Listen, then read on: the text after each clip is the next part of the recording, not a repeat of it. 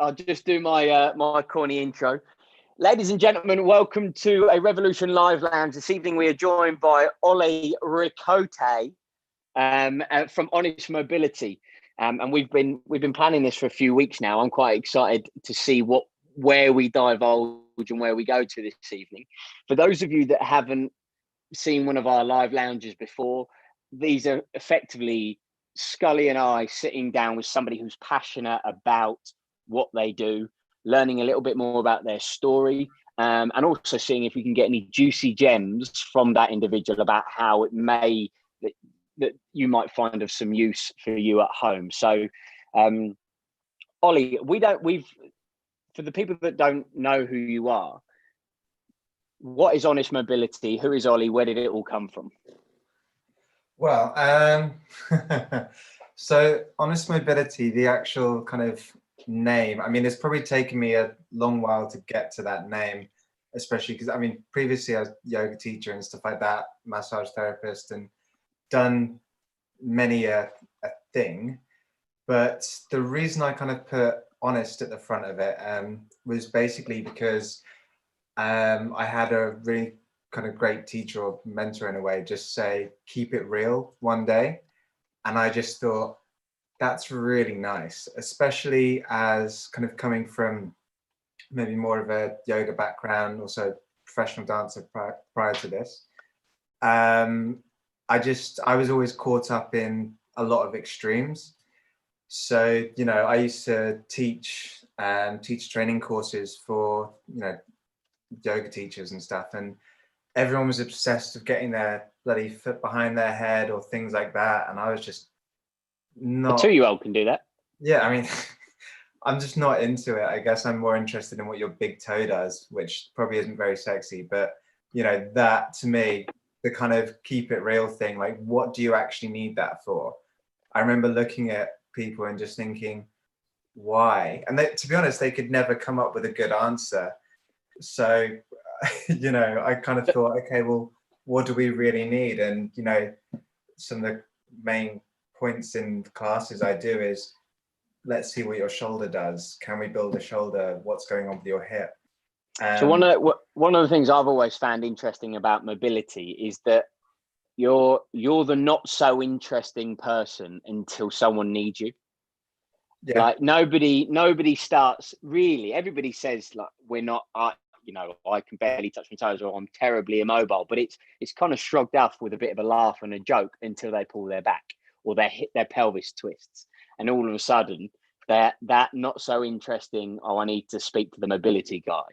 Yeah. It's gone from that. I need to speak to the fat loss guy or the strength guy or the how can I get ripped guy. Actually, Christ, I now can't walk up the stairs. That mobility guy is a little bit more important. Yeah, and that's basically the thing. I mean, it's incredible, really, because I think I talked about it in class this morning. You know, if you've ever had frozen shoulder or things like that, and you just can't use your shoulder, you suddenly realize I can't grab something out of the pantry to cook with, and just things like that. I think until you've been bedbound for a few days, you kind of realize. And it's funny because obviously people, you know, they'll talk about if you're going to lose your legs tomorrow, what would you do? And everyone's like, oh, I'd run, I'd jump and things like that. But nobody thinks on it as a day-to-day basis. And for me, it's just like brushing your teeth, you know. So, I mean, not just to take up all of the hosting here, but one of the things me and Scully said before this is, if for those people that are watching and you'll come across them all the time where they're like my back's tight. I mean, what's that? 90% of the back population. My back's uncomfortable. My mobility is terrible. What would you say to them? Say this is how you should get started. Well, I mean, the biggest thing, and I think I used to get this a lot with teaching yoga. Oh, I can't come to yoga. I'm not flexible. And I'm like, it just never kind of sat well with me, because I was like, well, I mean, why start anything then? It's like, oh, I'm unfit. Well, don't start running, you know. Yeah, we get that all the time. It never sat well. So I think, you know, when it comes to starting anything, people get, I mean, me and Scully were talking about this morning, people get really excited excited a little bit about doing, oh, I need to do more. And people always want a lot of stuff.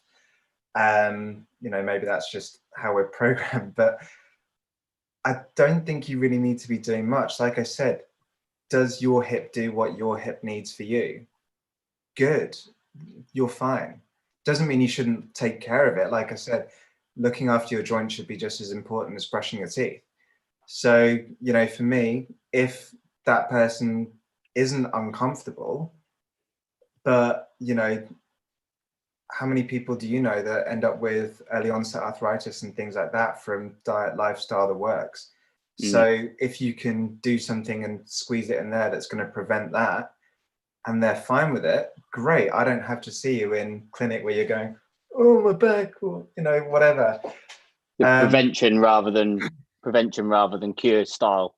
Yeah, I mean, to be fair, I'd rather say mitigation. I know that's me probably pulling hairs, but I don't think you can prevent injury. I'm going to say that straight off the bat. And unfortunately, people use that all the time, especially like yoga for sports, which is complete crap. Because there's a whole thing down there, but it's not preventing anything. Whereas learn how to use your body, get some control, build a buffer, then you're preventing things. It's for when that, and excuse my French, but when that oh shit moment happens, have you got a buffer to deal with it? So, people skiing, like one of my clients tore an ACL skiing. We're rebuilding that knee, making sure that works well. But what are we looking at? Everything you need that knee for and a buffer. Just a buffer, for that moment where things go wrong, so that the next time something like that happens, fingers crossed, it's not a blown ACL or whatever it might be. It's just. What do you mean by like a buffer? So I suppose if we're taking, let's say, you've got passive range of motion, like someone can move you, let's say. That's passive. I can push your arm there. Now, if you can actively move there by kind of, leaning on the 10 to 15% that you might not be able to reach or whatever, that's pretty good. So then it means if actively an oh shit moment happens and someone throws your arm up there, but you're experienced in that range, you've got a buffer. Whereas if like you slipping on a slippery floor whilst doing a bear crawl. What's that say? We've got a story about that, Adam, haven't we? The old shoulder buffer. Yeah, with the old shoulder buffer. I was doing some work with Scully for the Sudbury Rugby Club, and it was the first session. It was on the 27th, 27th of December. Yeah, 27th of December, 2000, and it was before Arlo. I think. Right there. I said, boys, I've got this great S&C coach. He's got some really cool opinions and ways of doing things. I'll bring him in. I'll let him show off to you. Anyway, carry on, Adam. It was all about building camaraderie and team spirit, which me and Scully love doing in abundance. And yeah, we were inside in the hall, and I had them teaming up doing like some bits and pieces, and they were like getting sweaty and obviously swigging water, and all of a sudden I realised just how slippery. What I didn't realise at the time was this anti-slip or slippery flooring to stop the players from going in there in their studs. I was like, gosh, we're about to do some sprints. I was like, that's just not going to happen. I was like, actually, we should be all right on all fours.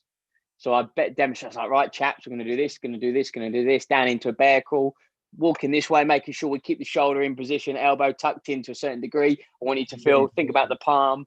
Yeah. And then I went back and I just went, and my shoulder just went, and I was just like, so just a couple of rounds, yeah. And I just sat down next to Scully. I was like, my shoulder's just gone. He was like, what? He was like, my shoulder should be here. It's currently sat here. I was like, oh, dear. Oh, crap. Over there. So, Adam needed a better buffer. Yeah, because it is just that moment. And I think, you touched on it with rugby, same as like work with a lot of jiu-jitsu guys, that, you're looking in a situation there where basically what you're saying is somebody else is going to try and move you. Now, if you're not experienced in that place that they're moving you, you've got no argument there. They're just going to flatten you. This is why we kind of talk about the passive versus active control. And that's why, you know, if I stand there doing my best warrior two and you run and dunk tackle me, what's going to happen? Ow. You know, and that's why I just say a lot of it's just not translatable to sport because it's not tissue specific. And I say tissue specific rather than sport specific. You know, rather than, well, oh gosh, I'll go on a tangent on that now.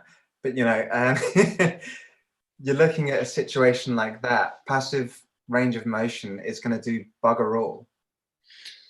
I think going back a little stage, Ollie, so Adam was saying about how we get started and you were saying you need that buffer for your everyday. And then you've kind of gone on to talking about athletes, people who would probably think about that type of thing for their needs. I suppose that brings up 2 points for me. I think, first of all, Joe Public doesn't think something like what you do applies to them. Well, I just walk around. I occasionally ski. What do I need mobility for? But I think another interesting point, and this is a conversation we're having with a lot of our members who we're supporting on our WhatsApp support. Yeah, no, I'll get that done tomorrow, Scully. Oh, you know, the kids were around me today, but I'll do my session tomorrow. I think people get so bogged down in the perfect environment to start. I've got to start 100%, or what's the point of starting? Where what you said is you just do those little bits as and where for what suits you. Does that kind of make sense? My two questions. So would you just recommend people just do something and then actually this is a viable tool in the box of everyone? Yeah, I mean, this could go down the rabbit hole, but we're in. Let's go. We've kind of chucked a couple of it in into, you know, our classes and stuff like that. But CARs, otherwise known as controlled articular rotations, it's you having that daily ritual for every joint in your body just to go through, and it's I like the way you kind of I might be jumping in here, but you caveat that. You always say, right, we're going to do shoulder calves for your shoulder stuff, and you kind of say that that is, like you've already alluded to, that stuff is anything. That is reaching up for that tin of baked beans. That is picking up your shopping. That is picking up your kids. Like, but not enough people pair those together. Made the connection, and well, this is why I kind of moved away from like the yoga and the Pilates and stuff like that, and into functional range conditioning and kin stretch classes, because basically it's the practice of you rather than, you know, people would come up to me for yoga classes. They say, I want to come to yoga for my back pain. And I'll be like, well, it's not specific enough. So no, it's so, sorry to interrupt you there. It's so weird that you say that. So I've never been I'll be careful how I word this. I'm a big fan of yoga and any form of mobility practice around anything. If it encourages you to have larger strength in range, I'm not shitting on yoga. I am a yoga teacher, you know. The reason I bring it up is because I've personally never got on with yoga. It's too, even the more, I don't like that hold for so long. I don't like the speed. Whether if it's too fast, it's too fast. I don't like it. If you end up holding the stretch for too long, I don't like it because I don't like that prolonged burn. If it's too slow, I get bored. I'm just fussy when it comes to yoga.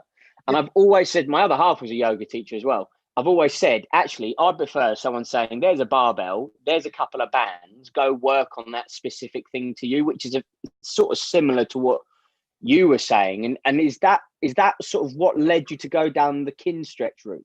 Yeah, pretty much. I mean, that's the exact thing, because actually, to be honest, even during this whole lockdown thing, you know, I said to my wife, actually, I think if I just stuck doing yoga, I would not have a client base right now, apart from like online classes, because actually it doesn't matter what sport you do, everybody has a body.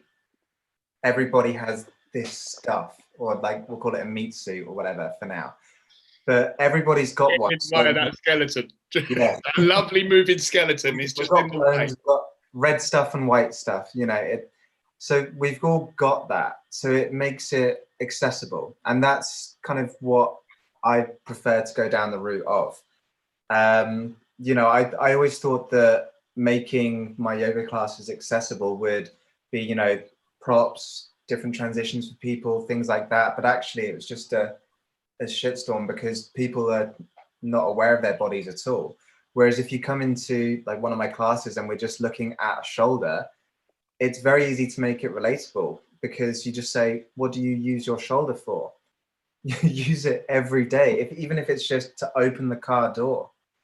And people can relate with that. So that's where it kind of gets into the normal versus like the sports. And when it gets into kind of getting people into it, that's why I say cars, it's like brushing your teeth for your joints. It's something that you should be doing every day just to check in. It's a built-in self-assessment tool. But when you're doing that, you'll start going, my shoulder doesn't do what, and it's not about it looking the kind of same either, because that's the issue with other forms of stuff. Like your yoga, I'm just going to end up using yoga as a... That was very politically put. That was very diplomatic. The other stuff. Yeah, the stuff. But stuff that I don't do. Yeah, you know, I had a client talk to me and say that, oh, I'm trying to copy you. I'm trying to copy your position. And I'm like, no, listen to my cues. Listen to what I'm asking you to do and experience in your body. So like we did the wringing out the dish towel when we were looking at rotation of glenohumeral joint. Well, everyone's got this joint. No. So, so if we just talk about that. Just see my shoulder just roll up back. Yeah. Of course it matters if you're doing something off there, because I'm like, well, your shoulder's not moving. So the problem is we try and replicate positions. Same with, you know, you tell people do a squat. Well, that doesn't make sense because their version of a squat is different to your version of a squat and things like that. But what do you have? Yeah. A hip, a knee, an ankle. That's so true. I mean, it's one of the things that Scully and I, again, and DJ and the other coaches at Rev, we all talk about is that you've got what you want the person to do, and then the short phrases that you're going to say to that individual to get them to do what you want them to do rather than what they think that you want them to do. Yeah. And that's where the art of coaching, I suppose, comes in so handy because... That's why I use so many questions about where are you feeling that?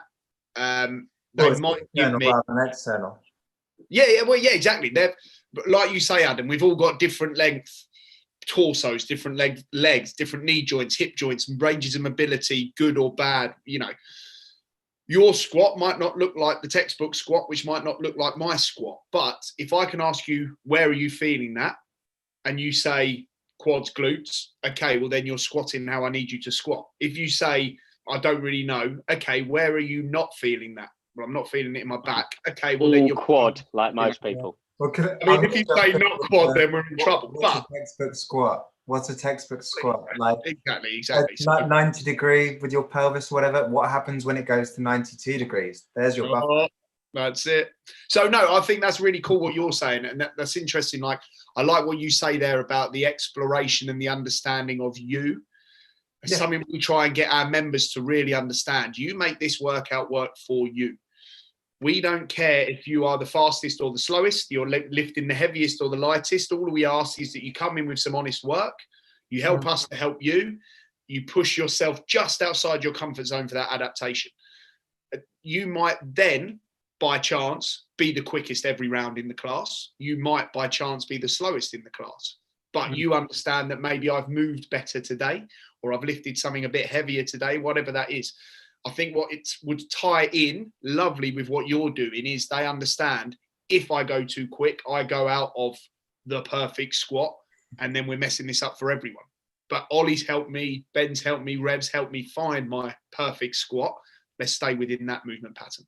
I mean, what I'm kind of thinking of going into, because, you know, we're talking about, I mean, you guys remember the group is just so diverse. You know, it's the issue with group training is 10 different people walk in and you go, wow, okay, this is going to be interesting. And like coaching and technique can sometimes just go out the window because you've got someone. Not if you're a rev coach, Ollie. Not if you're a rev coach. Do you know what I mean? Perfect every time.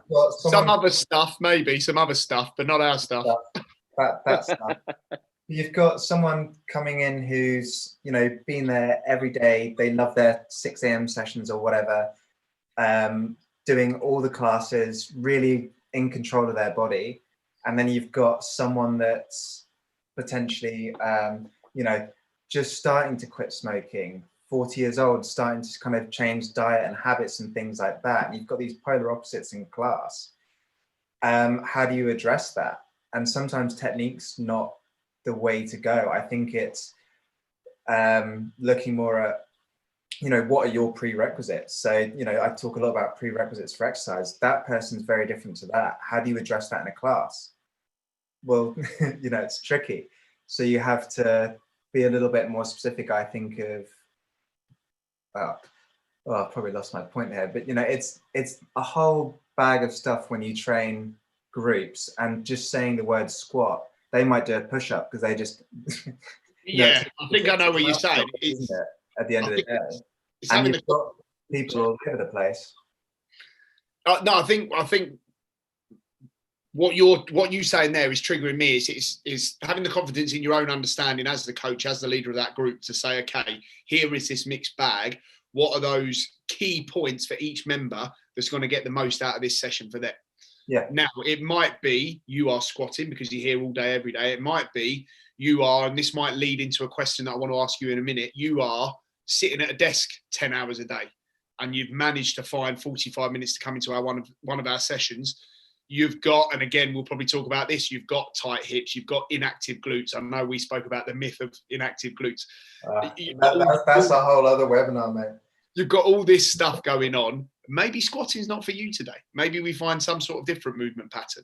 And that's when, like you said, Adam, the art of the coach, the intricacies maybe that people don't see off of us on the surface. That's all that stuff that's going on in our brains while we're looking at these variability models.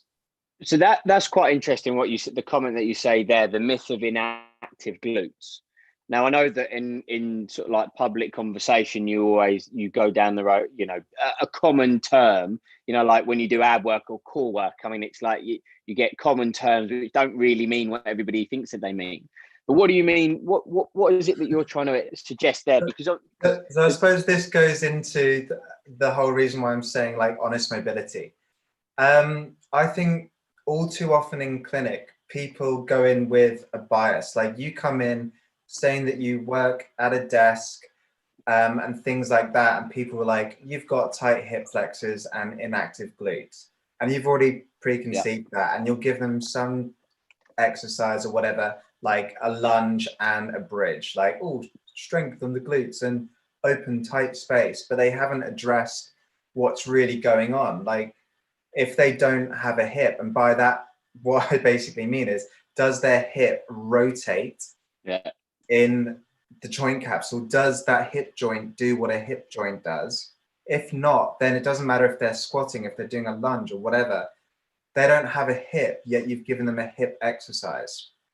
And so I've done, just to pick your brains on that. So in the past, whenever I've had somebody with effectively tight capsules, I've used distraction work with bands, unless they fall under a certain category of person. Is that the sort of stuff that you would look at doing, or am I way off? You can use a lot of traction techniques in like manual therapy and stuff like that, but it's, I just always question, why are you doing it? And if it's because they've got closing angle joint pain, then there's lots of reasons, to do it. But unfortunately, what happens in clinic is people say, oh, you've got a hip impingement. And, there's a fantastic bit of research by Dr. Shivers, it's just going to go down the road. But when the word hip impingement came out and they looked at it and they basically said, oh, it's gone up by 500%. And it's not because people's hips had changed. It's because there was a bias to what that hip is going through, whereas it hasn't been assessed properly. I could ram your hip into flexion, adduction, and internal rotation. You go, that feels pinchy. Of course it does. But they would put that down as a hip impingement. And that to me just isn't good enough. When people see me in clinic, I want to really find what's going on. when you're moving that hip, what's happening? Like when I'm moving it. So when I assess, I'm doing quite classical table tests, and like we looked at your hip bend, and I was, looking at it, and I went, okay, passively, when I move it, it does this. What happens when you use it? The neighbor joined in. Oh, nowhere near The range of motion. The back was lighting up like a Christmas tree, shifting around, trying to hoik his hip up. And you're doing hip stuff, but you're complaining about low back pain. Well, straight away to me, I'm kind of thinking, well, you're doing a hip exercise with poor quality hip, because your back is actually doing the job, and then you're complaining about back pain. It's overtaxed. Yeah. I've kind of probably drifted off your question. I'm not saying what you've done is wrong there, Adam, at all. It might feel really nice for that person. But if we're talking about underactive glutes and tight hip flexors, well, if you can't rotate your hip and take that hip effectively behind you, and you have no experience in this space, of course you're not going to be using your glutes. But to say they're inactive, if your glutes were inactive, you wouldn't be standing up. Yeah. Do you know what I mean? Like, so it's more like you say, it's one of those terms which, for somebody like yourself who's so intricate in the mobility process, is almost infuriating. It's kind of like if somebody says in the nutrition world that they've got a protein deficiency, and there's a joke among certain scientists and doctors that they say, actually, if you've walked into the hospital, you don't have a protein deficiency. Yeah. Or if you're low in protein on a certain diet. And anyway, that's another thing. The fitness and S&C world, it's the whole term that was bandied around about you can tone muscle. And that was, in my opinion, created so that women wouldn't panic and think, I'm going to become Arnold Schwarzenegger. You can't tone a muscle. You either don't have it or you build it. There's no such thing as toning the muscle. So Ollie, if you were for example, someone like myself who sits at a desk all day, if you were to give 3 points or write a blog, what would your go-to be, or your series of advice or movements or self-help tick boxes that you would sort of maybe discuss or say, or is it just too big a question? It's not too big a question. I could go down the rabbit hole probably just because I love this stuff, and I'd like being specific. It's quite tricky, and you probably see a lot. Hunter Cook did a little blog in what was it, Men's Health, that magazine, about this kind of stuff. And I found it really funny because I'm looking at this short bit after doing several seminars going, oh my gosh, it's so much more. But like we're talking about, you don't have to give all the information to people. So, if you're at a desk, realistically, what do joints need? They need moving. So I always give the analogy of, you've got a kind of dusty, rusty bike chain, and you just start moving it, and then a bit of WD-40 comes in, and it just gets a little bit lubricated, and that's just a bit better off than it was before. You haven't changed the bike chain, but it's a bit more lubricated. I had to sneak that word in somewhere. So that for me is hip. It's like your mildly moist January. Yeah, my damp January. Sorry, that was a joke. That was a joke just before we went live. It was hilarious if you was there. But you had to be there. Yeah, had to be there. No, it's so hip cars. I mean, me and Scully been kind of doing these this morning and stuff. And so what are cars? Because I've heard you mention that term numerous times now, and I have not a clue. Going to it because I think my mission is to get everyone in Bury St Edmunds doing the morning routine. Cars, controlled articular rotations. What you're doing is basically, they are there for your general articular health and longevity of a joint. Because as I just kind of mentioned, if you don't move it, of course you lose control of stuff. That's why people look at babies and they're like, oh, baby can squat, why can't I? You stop doing it. Yeah, I admire both my sons squat. Every time they squat down, I'm like, oh, look at that. Go down there. Do it. But anyway. I do. I tried to do that. I'm still not as good as them. Yeah. But with cars and stuff. So when you're doing morning routine for cars, it's what's going on with my cervical spine, what's going on with my shoulder, my upper body, my lower body, every single joint. You scan through. It takes about 20 minutes, and it's what I refer to as, brushing your teeth for your joints. The only way to keep a joint healthy is to move it. Some people lose the inability to move a joint, in which then you have to kind of intervene with either manual therapy. That's the kind of oh shit moment we talked about earlier and stuff. But cars, it's just using your stuff. There's a whole spectrum on ways to train it and stuff like that. But I try to get my clients to have movement snacks, we'll call it. So let's say we come back to the whole desk kind of job and stuff like that. Most people are like that, but you can always sneak in 2 minutes. I've kind of tried to nag my dad about his hip and stuff. And I said, how many cups of tea do you have a day? And he's like, 5. I'm like, all right. So while the kettle is boiling, what are you doing? Do your hip cars. Doesn't matter if they're just low tension hip cars, you're moving that joint, you're keeping it healthy. And it's kind of like flossing for the body. Yeah. We coin that one. Have that. Write that one down. Where I'm currently working, I'm on top of my indoors dental lab, so the dental puns are just there every single time. There you go. But, just going back to that, when you're doing your hip cars, or I try and encourage people just to move more. That brings down that expectation of I need to do 10,000 burpees, run 10 miles, do 1 million push-ups, and it just makes it more real. So kind of coming back to the keep it real thing. That's a big message we're trying to put out to our members at the moment. Like you say, is just move more. Now your move more is around articulations, cars and things like that. Pales rails we might talk about. Our move more, okay, maybe it's a bit more around a calorie burn and something that might raise the heart rate, raise the body temperature, exert some more effort. Again, I'm going to sneak back to that because it's a conversation I've had with 3 or 4 of my support members. It's stop trying to find that perfect moment to move more. Yeah. Whether it is your move more or our move more, it doesn't have to be right. I've cleared the living room of kids and toys. I've got the tunes pumping. I've got my water bottle here. I've got an hour. Let's smash it because I'm in the mood to sweat. It might be. The idea of perfection to me is just like, when is life ever linear? Absolutely. It's just not. So why are you trying to train like that? So it could be. It's something that we touched on last week. Yeah. And we spoke about it last week. Sorry, Ollie, come on. So I'll quickly finish that movement snack thing because I love it. So when I'm programming for people, I'll call that like a movement meal. So they've got their level 2 cars or whatever. They've got their end range training, all this other stuff that we could go into for ages. That's programmed for them to sort their neck thing, their shoulder thing, whatever it might be.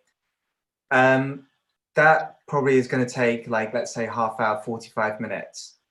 That's not always accessible, and let's be real about that. It's just not. So is there things that they can do? Great. If you can sneak in, let's say I've programmed in level 2 hip cars, pails and rails for hip internal rotation, and some passive range lift-offs for, again, hip internal rotation. That's 3 things. Can you fit 30 minutes out in chunks? There's your movement snacks. If you can't eat a meal, have your sensible snack. Do you know what I mean? That's a good analogy, dude. I love that analogy. Yeah. all around food. I'm very hungry now. It's nearly dinner time. Go on, carry on, Scully. I was just going to say, maybe I'm jumping ahead of here then. So if you're building your routine, you've said that you've got your morning check-in. It might take 20 minutes top to tail. Now, you're clearly in an environment and you've got a bias towards that because of the job you're lucky enough to do. A bit like me and Adam, we're in an environment where we can maybe train more than others. So our movement of each day is a little bit easier because our baseline, our day is based around that. Yeah. If not, how does, again, Joe Public with kids up at the crack of dawn and then they've got to get to the office and then they come back to cook the kids' dinner and then my dinner, and then what does their morning routine look like? Do they try to go top to tail? Do they go okay, today I'm going to do shoulders, tomorrow I'm going to do hip? It's tricky. Anything's better than nothing is, I think, the golden rule. And we put a lot of pressure on trying to get things in. And I think the big thing for me is don't try and do it all at once. The moment, you know, it's the same thing with diets or January, like kickstart this, I'm going to do 50 push-ups every day, 50 squats or whatever. It was actually, you know, if you probably said to yourself, I'm going to do a push-up every half hour and you set a timer, you could probably sneak that in and do, you know, however many throughout the day. It's about drip feeding rather than a massive downpour.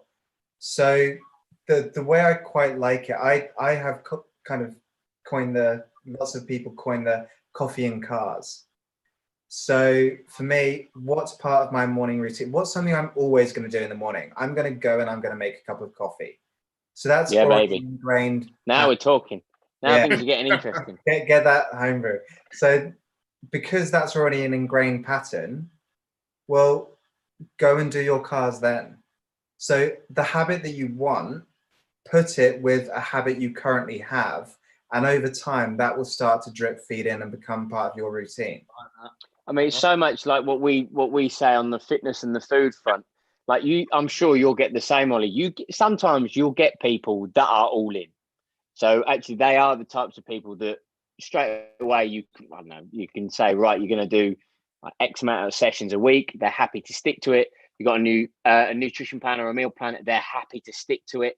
But I'd say, much like what you're alluding to, the general public, most people, I include myself in that because I literally did this like drip feed approach back in the last summer. The majority of people, it's that they put that pressure on themselves to do that, to say, oh, I need to work on mobility. So in the average case, I need to do a full yoga session, or I need to get fitter. So I need to do trying to fit all that in. You know, so it's exactly. So it's like what we say in terms of the movement side of things. Actually, right, try and do a couple of sessions a week. When you turn up to the session, just move. Don't worry about absolutely blasting it. Or you could be saying, okay, well, don't worry about putting that pressure on yourself. Just go for a walk. So whatever that drip feed is for that individual, and that success catalyzes and builds on each other. I always used to say there was someone that, you know, we talk about this all in kind of attitude. And I think the problem is it seems like that's what you should be doing. It's social media, it's magazines, it's whatever. It's a lot of coaches. You have to cut and do this. And a lot of it's always taking away. And I just don't like that. I feel like you should be giving as a coach.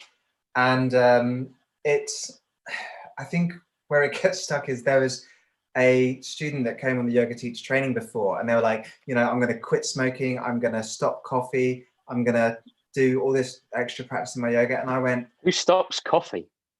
Well, you know, but I just said, why? You know, throw them off the course. You're going to have a shit time, you know. And I was quite like, you're on a lovely beach in Goa. It's an amazing place. Of course, I'm going to have a great time. No, you're addicted to nicotine and caffeine. And you're then going to put yourself through 2 hours minimum of yoga every morning at 6 a.m. No, you're going to feel like shit and you're not going to want to do it by day 3. So don't put that on yourself. Start getting a bit of the yoga in. Maybe you don't have a coffee that morning, whatever, but, you know, have one the next. Don't expect everything to happen overnight because your body doesn't care about that. You know, your mind doesn't really care about that. Trying to do everything so harshly, just, you know, we'll know from however many people we coached, it just doesn't work. It is what then you are able to sustain long enough to become habit. Then you have the next brick, then you have the next brick, then you have the next brick. These, again, me and Adam have spoken about this. My belief is that's why fad diets don't work, because you make that first blip and you go up, I've ruined the whole thing, spiral. Our nutritional approach, going slightly off topic, is okay, you've had a chocolate bar, own it, move on. Correct yourself in your next possible opportunity. It's all about accountability. So yours is the next thing. I can't have my meal, but I can have my snack. Oh shit, I forgot my snack today. All right, next coffee break, I'll do it then. I'm equating that with the thing that I always do anyway. All of a sudden, you're walking down and you're doing your cars before you've even turned on the kettle, and you go, oh, maybe that's a habit now. Okay, I'll stick the next one in and the next one. Yeah. And then you start building stuff. I mean, everyone's in a rush, and I just don't get it, and it's the same like with the yoga. I'm desperate to get this position or whatever. And I just think we need to slow down. Everyone wants to drop weight the quickest and things like that. And, realistically, when a 40-year-old overweight bloke comes in and he's been a smoker for 20 years, and you give him burpees and his heart rate's already up there, and then you chuck that on top, they are not going to have a good time. What do you want to introduce them to? Slow, steady state cardio, like just get moving or whatever. And then like maybe don't have that chocolate bar or something. And suddenly those small changes, and I know you guys will know it, those small changes with people like that is where they drop the quickest. It's not all about hammering it. So I mean, we can next day delivery, my new biology prime or whatever. Yeah, we can. I mean, that's something that we've always battled with how you deliver to the majority of people. Is that correlation between setting up a system that, as we've used the phrase before, removing pressure and guilt from health, food, and fitness. Because we could go down. I mean, it's an interesting path where you say, actually, well, at what point does the pressure and therefore the stress that you're putting on yourself start to become negative towards what you're trying to achieve? So if we can put you in an environment and teach you some practices that help you remove that pressure, much like you're saying, actually taking the drip feed approach, the lifestyle approach, the forget about your short-term goal. Yeah, it'd be nice. And it's most likely doable, depending on the individual, most likely doable. But actually, let's just focus on the practice. And you'll find that things start to fall in place. But, there could be a little bit of changing here or a little bit changing over there because you're different to that person and you're different to that person. So we're going to have to sort of tweak and change. And I think that's so true. And I can also talk from my own personal experience recently last summer, where I sort of, it was after the first lockdown, I had that moment where I was just like, look, I need to start taking more care of myself. But anytime you tried to make that big change from working all the time to doing a bit of exercise, all you wanted to do was go back to the to-do list. So it literally started off by just saying, okay, well, I'm just going to try and lift heavy a few times a week. And then a little bit more than that, then a bit more than that. Then at one point it got to, I was working out twice a day for a certain period of time. And then we got to Christmas and it dropped back down to sort of once a day, but I haven't given myself a hard time about it. And I remember you spoke to me about that, Adam, and you almost had your snacks. I remember you saying, okay, every time I'm in between a call and an email, I'm just going to go in the garage and I'm going to do some squats. And I'll just see how many sets of how many reps I do. And then if I get that phone call, the alarm goes, I'm out of there. And then maybe this afternoon, I might have another little gap and I'll go and do some kettlebell swings and I'll just see how many sets of how many. And that was almost that drip feeding, finding those pockets to just move. Like you said, Ollie, something's better than nothing.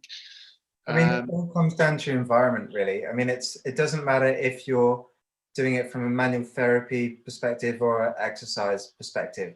What you're trying to do is create the right environment for, change and, we'll call it progress to be made.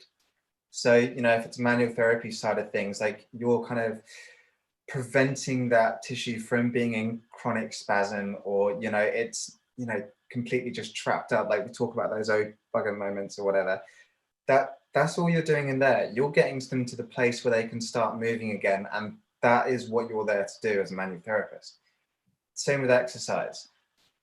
Let's look at like all the Rev members and stuff. It's this community of people with one goal, realistically, like it doesn't matter if it's church, if it's going to the gym, or if it's like to a social club or whatever.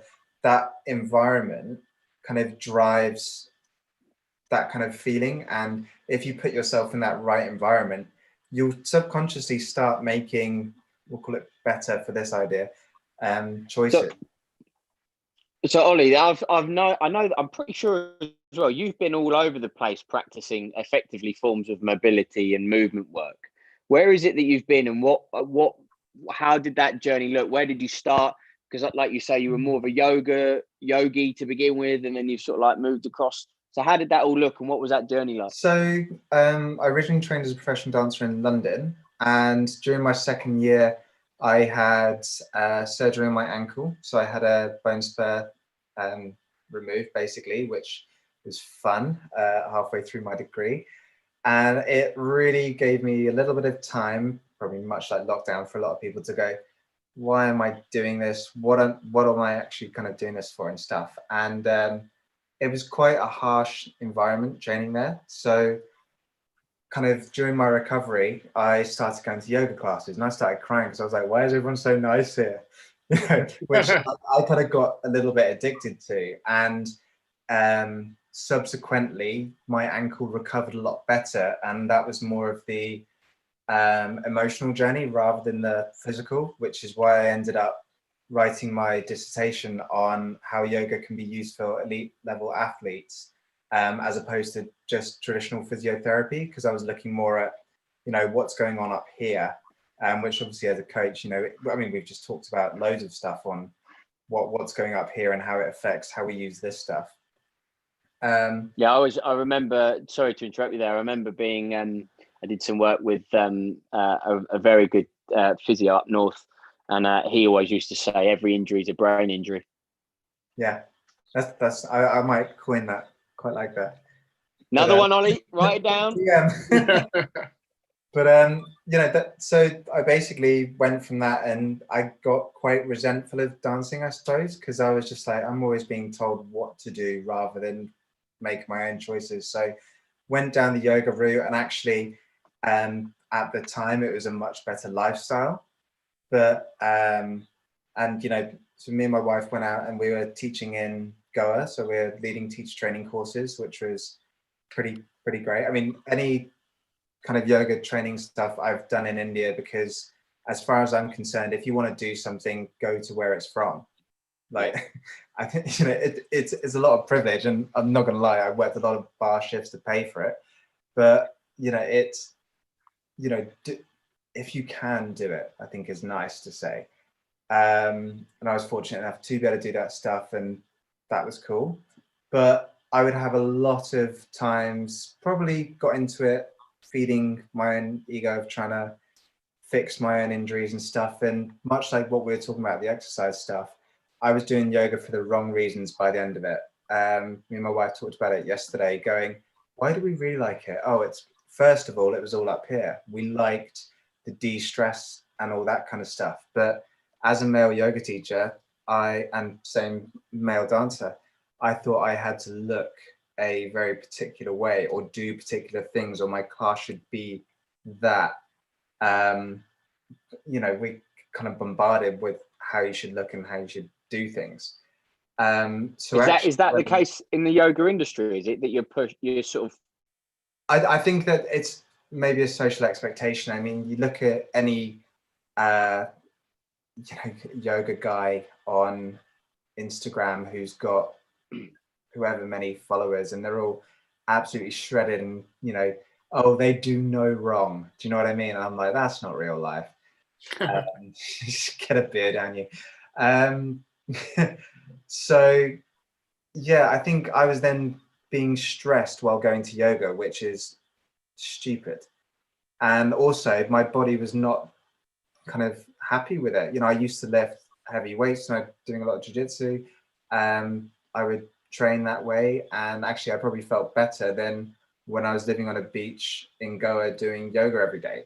So to say that yoga is good for injury in your body and things like that, it's just not specific at all. That bugged me. So down the rabbit hole a bit more, I stumbled upon FRC. So I buggered off to Toronto. FRC stands for? Functional range conditioning. Cool. So I went over to Toronto to go to the summit there for the functional range conditioning certification with Dr. Andrea Spina. Now, these guys work with NFL, NBA, National Hockey League, UFC. So I was like, I think they might be good at what they do. Little indicator. So basically, I was like, well, I'm going to go and learn from that guy then. And that seminar, to be honest, just blew my little mind open. And I've kind of been stuck down that route now. And I've been wasting all these years. it sometimes feels like, hindsight, you go, oh, Hindsight 2020, man. I've had a chat with a friend who's a professional dancer as well, and we just go, if we had this in the programming at dance school, you just think the injuries would just be so much less. You'd just be in so much more control of your body. You'd have a better understanding of what to do with yourself. Whereas when I look back at my degree and some of the stuff that was taught, I was like, it kind of sounded like the glute inhibition people. And I was like, oh no, but you've got to kind of go through it. And I was lucky enough to do that. So that's what I've been doing. And to be honest, I've had the best results with my clients in terms of getting them to a decent place, but also for myself. And it's completely stripped back, because we just talk, it's the practice of you. It's your hip, your shoulder, your back. It's nothing to do with how you look or anything like that. And to me, I really appreciate that, coming from that background. Yeah. I think that's powerful. I think, again, another rabbit hole, the social media age, the Instagram age, that you should look like this and you should do like that. And I think people lose sight of, regardless of what you look like there's a lot of time behind closed doors where you've got to be in this body. And if it's fucking killing you all the time, it doesn't matter what you look like. You're never going to be happy about it. I think we've still got, the community of all of this, we've still got so much work to do around that, the body image type thing, but actually an understanding of success for you right now might not be the six pack. It might be you've got into movement habits and you're pain free for the first time in 5 years. And that's why I love how. Sorry, mate. I was just saying, I was having a chat with a client the other day, and I think when you start, kind of go down the rabbit hole, because when you start training that kind of stuff, you can't go back. But it's, because you suddenly know how that feels. But it's usually because people don't realize that they're living in this kind of chronic pain. They've said, oh, I've had on and off low back pain for 10 years. And you go, why aren't you doing something? Surely that's not a nice way to live. And well, I had a bulging disc when I was at university. And me and you have spoke. I've had on-off sciatic flaring all the time. I have back spasms all the time. It's worrying how quickly that can become the norm. And it's just, well, yeah, my back's tight today. I'll work around it, or whatever that may be. Even me and you talking the other day, I said, I came to you with my bad hip. I think it's to do with the amount of driving I was doing for a period of time, but it just became the norm. And even just after, a week of doing your stuff, I was just sitting there the other day going, I can't feel my hip spasming for the first time in so long. How good does that feel? I'm squatting deeper with a better posture than I have done in a long time, without forcing myself down there or going, well, it's going to hurt, just sucking it. So I think that's a hugely powerful message. People think you need to grind through something to benefit, and it just seems to be so self-deprecating, to be quite honest. That goes back to social media. Respect the grind, 100% on my grind. 5 o'clock alarm because I got to get it done. If that, like me and Adam have spoken about this all the time. Like Adam's a 4:30 getter upper. I am bloody not.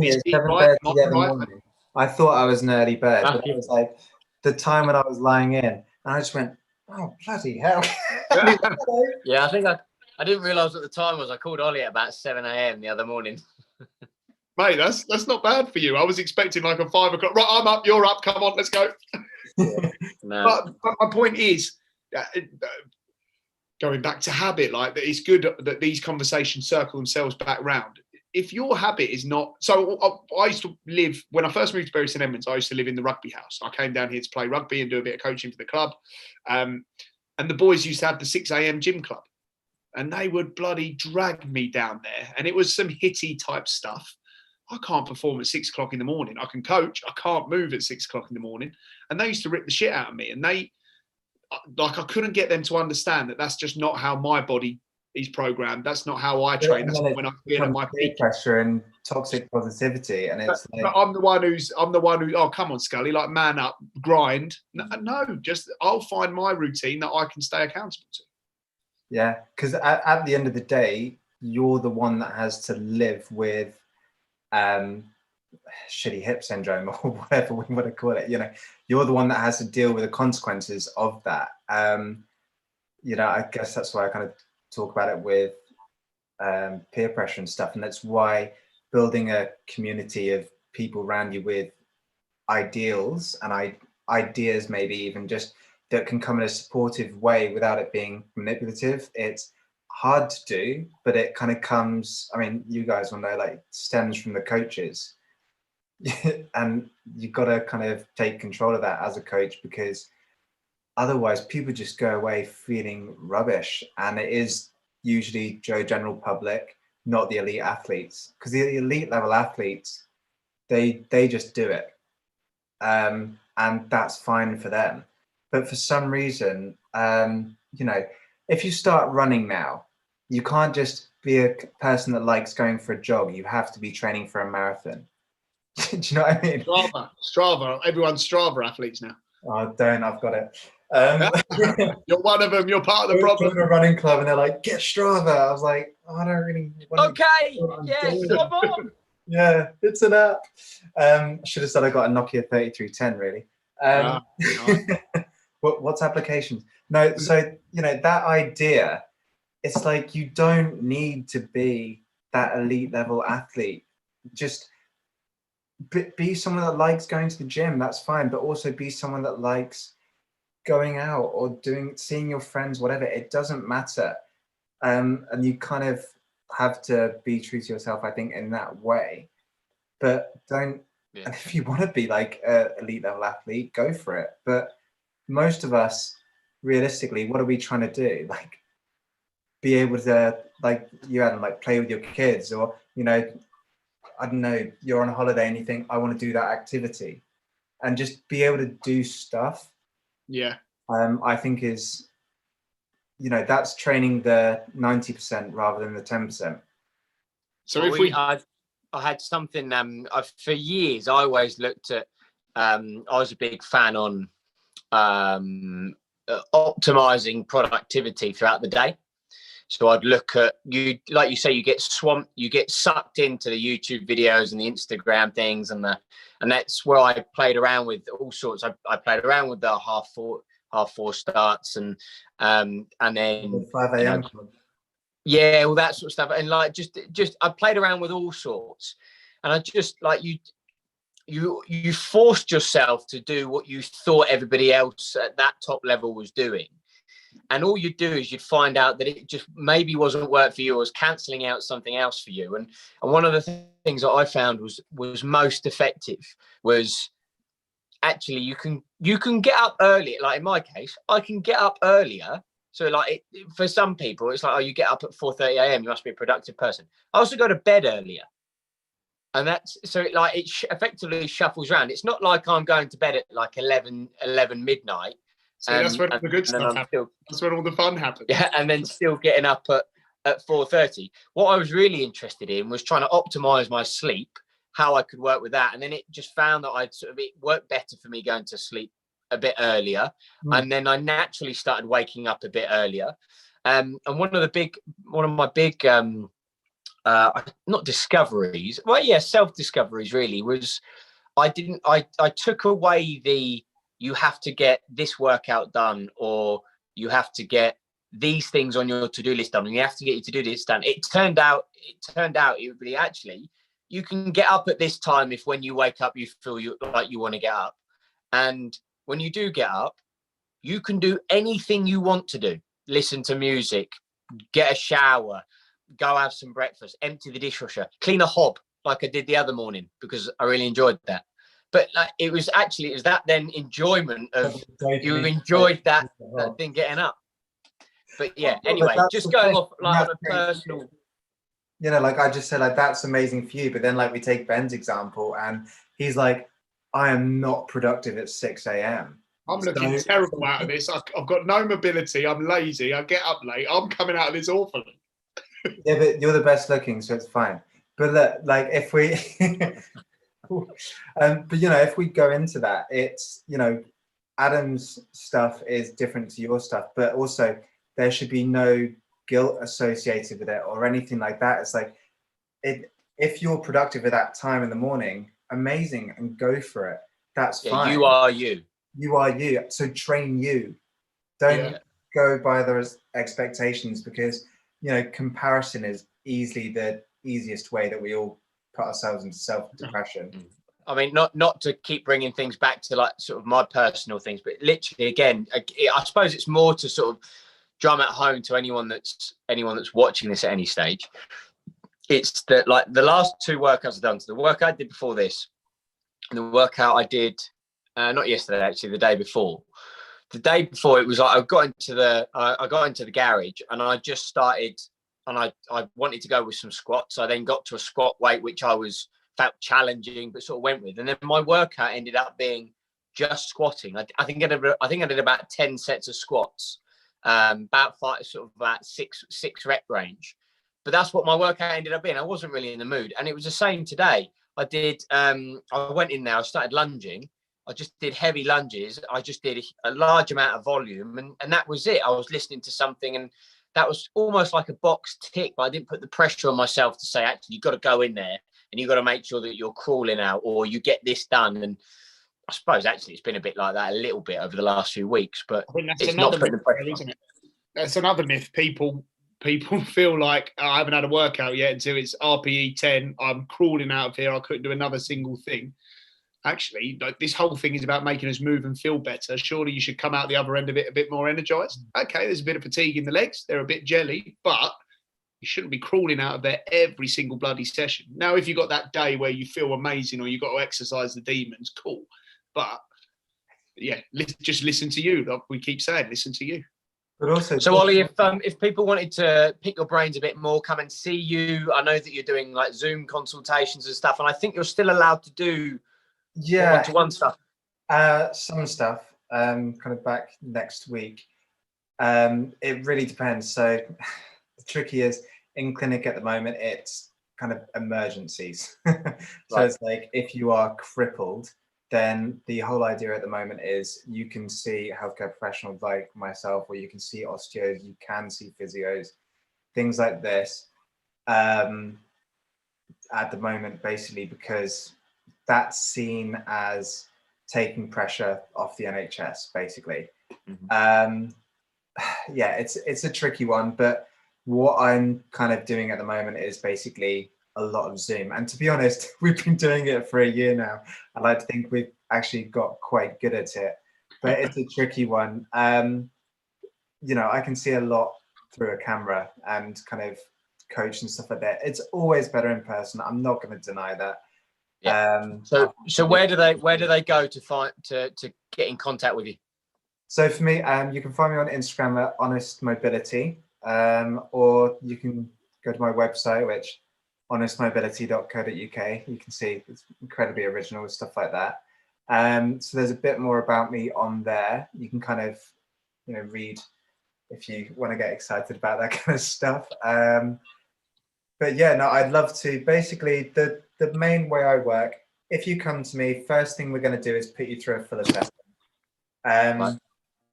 You know, I don't take on people that often just for, you know, I don't believe in the quick fix, I'll be honest. So, you know, if you are in that big stage of pain, of course, book in for like an hour and a half sports massage and we can kind of help you on that way. But if you're kind of serious about taking ownership of what you want to use your body for, book in for an assessment, and then that's the best way for me just to go, right, maybe, you know, because maybe you need a bit more manual therapy for some stuff, maybe you need a bit more training. You've probably gathered I like to be nitty gritty and specific. Yeah, that's and I suppose that really jumps out to anybody that, like we've sort of touched on a few times like this, has that ache or pain that they're just like, yeah, I've just got that ache or pain, I'm sort of used to it. Immediately you've got people like that, or you've also, I suppose, got people that maybe have that weakness, that tweak, that movement prevention, whether it's like their back goes, you know, every couple of times a year, they're the ideal people, I suppose, that could instantly get some adjustments from you. Yeah, I mean, you know, the first thing you'll do for me, you come in for an assessment, it's an hour and a half, and I'm looking at you on the table. We're doing full-on table tests, but also I'm going to be asking you to move. I want to see what you've got access to. And, you know, you kind of think about going for healthcare checkups, having a physical. Well, functional range assessment is the best thing you can do, because I'm looking at everything from your neck down to your big toe and seeing what works, what doesn't, what causes you pain, what maybe doesn't. And it's not even necessarily about getting you out of pain. It's just, can you have access to that stuff? So like we've said about if you like squatting, well, let's check that you've got a hip. It was definitely very insightful for me. I'd like to think 90% of my movement is good, but even like you said, okay, now you move you. No, move your hip. Yeah, I am. No, you're not. You're moving your back, move your hip. Oh, okay, yeah. Right. It's definitely made me, even in just the week that we've been working together, made me rethink a lot of things. So yeah, and I'm based in Bury St Edmunds as well. I should say that. So we're back from London, back from all kind of around the shop. So yeah, you can find us there, and obviously we're kind of partnering up for weekly classes, and yeah, which is going down an absolute treat. Thursday mornings have been brilliant, mate. Really, really good feedback. Cheers. All right then. Well, thank you very much for joining us this evening on this Thursday's Revolution Live Lounge. Ollie, ladies and gents, I hope you found that useful. And if you do need to speak to Ollie a little bit more about mobility, trying to reduce any of those aches and pains, you can find him at Honest Mobility via Facebook, via Instagram, and we'll also stick some of his contact details down in this video. We'll be hosting all of this on YouTube. So, ladies and gents, have a great evening, and we will see you again next week.